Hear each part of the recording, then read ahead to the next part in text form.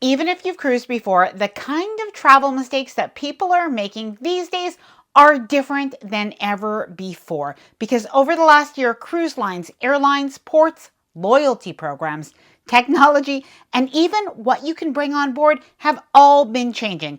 And some of these mistakes can cost you money, waste your vacation time, or make embarkation day more stressful than it needs to be.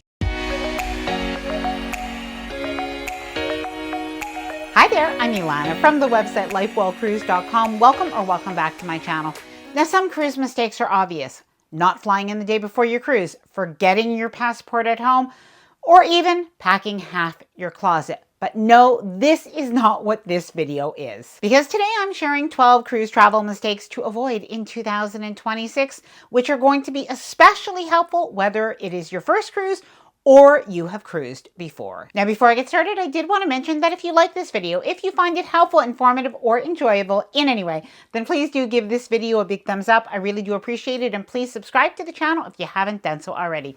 Let's get started. Number one, assuming all cruise loyalty programs are the same or work the same as before.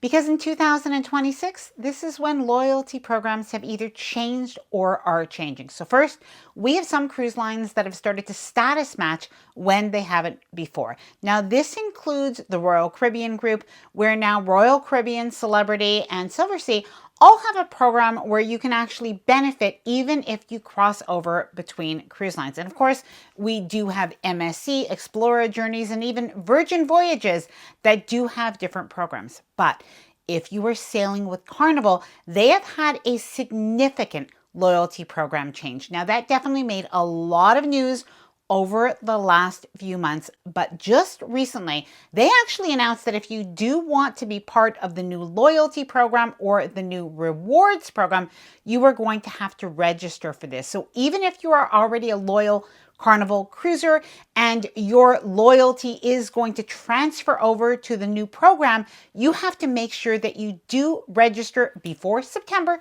2026. Number two, cruise lines have updated their prohibited items list. There have been a lot of changes, mostly due to technology over the last few months to a year.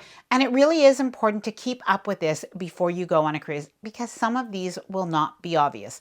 As an example, Wi-Fi routers that were sort of catching on as a little bit of a cruise hack for people to get cheaper Wi-Fi.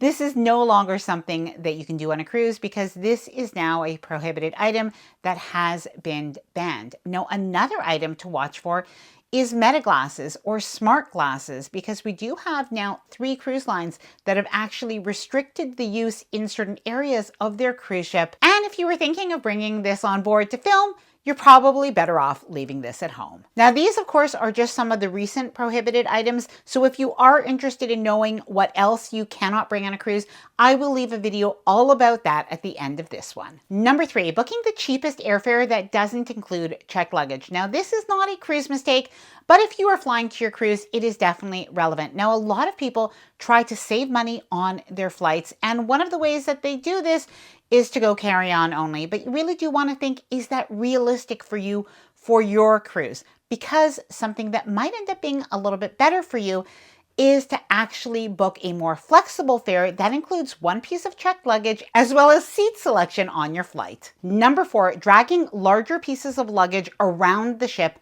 on embarkation day. Now, this is definitely a bad idea, but it is something that I hear some people actually share cruise advice to do this. Definitely not. It is difficult to maneuver those larger pieces of checked luggage. Imagine the buffet, the Lido deck, even the public spaces, the elevators that get crowded. No, you want to give that over to the porter and instead pack your carry-on or backpack with all your first day essentials. Now, this includes, of course, your passport or ID, your medication, your laptop, and other tech items, and even something like a bathing suit or change of clothes so that you have everything that you need for the first few hours of your vacation. Which brings me to the sponsor of today's video, Nomad Lane. I'm excited to share Nomad Lane's new bento backpack.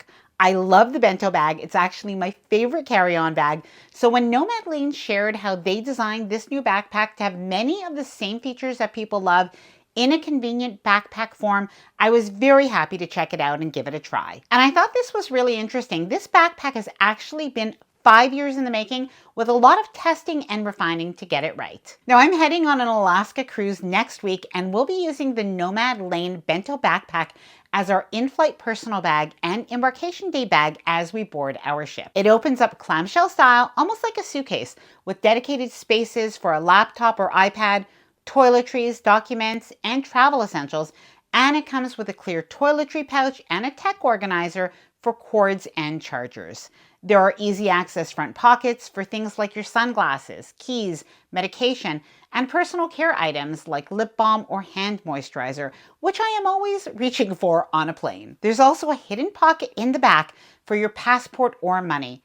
And Frank is looking forward to using a backpack so that he can have his hands free in the airport and when we board our cruise. The straps are comfortable memory foam, and the bento backpack is designed to have heavier items sit close to your body so that it feels balanced and easy to carry. And it's roomy enough to pack a compression packing cube with a change of clothes, toiletries, and embarkation day essentials that you don't want to hand over with your checked luggage. Plus, I always like knowing that if my luggage is delayed, I still have what I need for a day or two. It also has a trolley sleeve so that you can slide it right over your suitcase, plus a water bottle pocket that zips away when you're not using it. I'll leave the link to Nomad Lane along with an awesome discount code down below in the video description, as well as a pinned comment. Number 5, for getting screenshots and offline access. Wi-Fi can be wonky when you're traveling, but for some reason, it's especially wonky in cruise ship terminals. So it is always a good idea, even if you are using your boarding pass that is on the cruise line app, or maybe even especially, you want to screenshot this just in case you cannot access that Wi-Fi. It is going to make it easier. But in addition to this, why not screenshot your shore excursion tickets, your hotel confirmations? Take photos of your passport and even download Google Maps so that when you're in a cruise port of call, you can access that map even if you do not have Wi-Fi. Number 6, not checking for price drops after you book, and especially after you book your cruise between your deposit and your final payment. Now, this is not a new tip, but I'll tell you, every time I share this information in a video, I consider it a little bit of a public service announcement, because people always share how they actually called their cruise line or their travel agent. They checked that up and they actually did have a price reduction that they were able to take advantage of. Number 7, not making specialty restaurant reservations before your cruise, or even restaurant reservations in some cases before your cruise.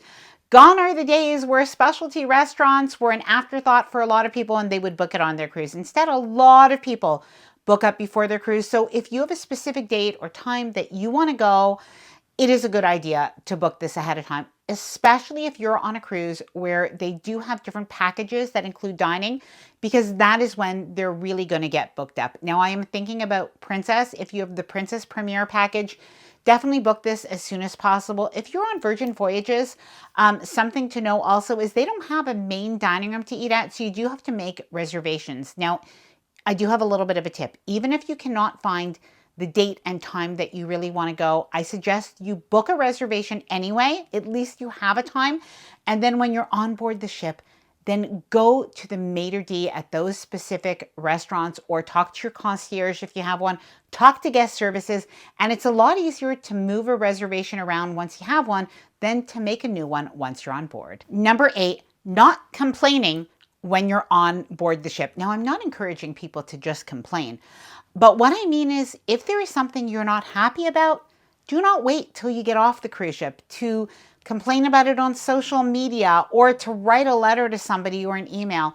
Honestly, what are they even supposed to do to make you happy at that point? The best thing is, when you're on the cruise ship, they actually have an incentive to get it right and to fix it right then and there. First of all, they want to make sure that you give them good feedback in the survey, and they also want to make sure that you tip them ideally during the cruise. So if there is anything that is not going right, Give them the benefit of the doubt. Speak to your stateroom attendant, speak to guest services, and if need be, speak to a supervisor. In most cases, the problem is not as big as you might think, and they can find a solution to help you on board your ship. Number 9, it is a mistake to post your travel plans on social media. Now, in the past, I think people would always think about you don't want to post your travel plans on social media because somebody could rob your house. Now, that can still happen, but these days it's actually the scams that can happen online. So do not post what cruise you're going on. Be careful even in some of those Facebook groups. I'm actually going to share a way that somebody that I know got scammed recently through one of those Facebook groups. I'll share that in a separate video. If you do want to know about that, let me know down in the comments below. It's actually something completely new that I never heard about, but it's definitely very problematic. But just even be careful. Never share your boarding pass for your flight, your booking number anywhere. A lot of people don't realize that there are numbers and QR codes that can be on any of those documents, and people can access your information that way, even if it is online. Number 10, now this is a new one that I've never shared before, but it's a mistake to not use apps and AI when you're in cruise ports of call. Now, we actually used ChatGPT a lot during our river cruise. Now, our tours were included with our river cruise line. It was Emma Waterways. But something that we realized is that sometimes we saw a statue, for instance, and there was a plaque on it, and it was in another language. So how could we understand it? You know, instead of asking the tour guide who was already talking, what we did is we would take a picture of that. I would upload it to ChatGPT and it would translate it. But in addition to just the translation that I could get from Google Translate, it gave me context. It gave me information. I was able to actually map out a whole itinerary of something that I was particularly interested in Salzburg, Austria. It gave me streets that I should follow. And this was all through ChatGPT. So whether you have the paid version or the free version, I do suggest that you try it out and see what it can do for you. Number 11, not knowing that you need to purchase any of your photos on board the cruise ship. You will not be able to purchase them once you disembark. Now, this is a mistake that a lot of people have shared that they've made over the last couple of years as more and more cruise lines have the photos that you may have taken with the ship's photographer on the app, so you can actually see them on your phone. People have told me that they thought that once they got off the cruise ship, they could still purchase them.